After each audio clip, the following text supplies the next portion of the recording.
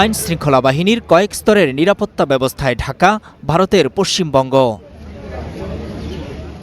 বিধানসভা নির্বাচনের ভোট গণনা ঘিরে সকাল থেকেই দেখা যায় এমন তৎপরতা।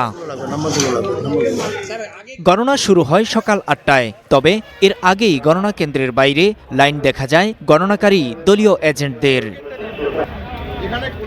গণনা কেন্দ্রের ভেতরে মোবাইল নিয়ে যাওয়া নিষিদ্ধ, তাই বাইরে স্থাপন করা হয় মোবাইল রাখার সেন্টার।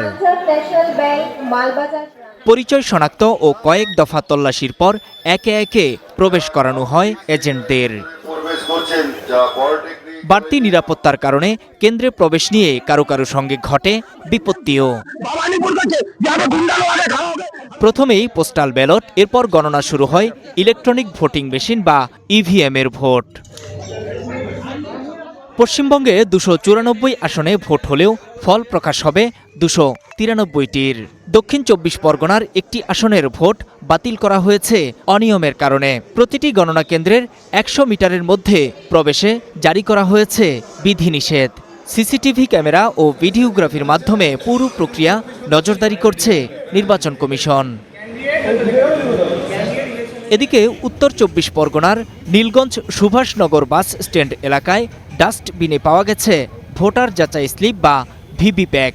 এই নিয়ে উত্তেজনা ছড়ায় এলাকাটিতে।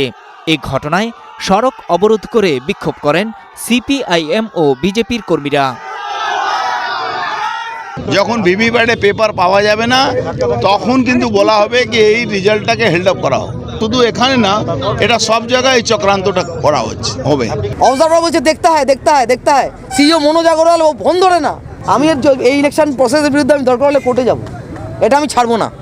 পশ্চিমবঙ্গে ৭৭টি গণনা কেন্দ্রের ৪৫৮টি কক্ষে হচ্ছে ভোট গণনা। এর আগে ২৩ ও ২৯ এপ্রিল দুদফায় ভোট হয় রাজ্যটিতে। এদিকে ভোট গণনা চলছে আসাম, কেরালা, তামিলনাড়ু ও পুদুচেরি বিধানসভার নির্বাচনেরও। নূর মোহাম্মদ, স্টার নিউজ।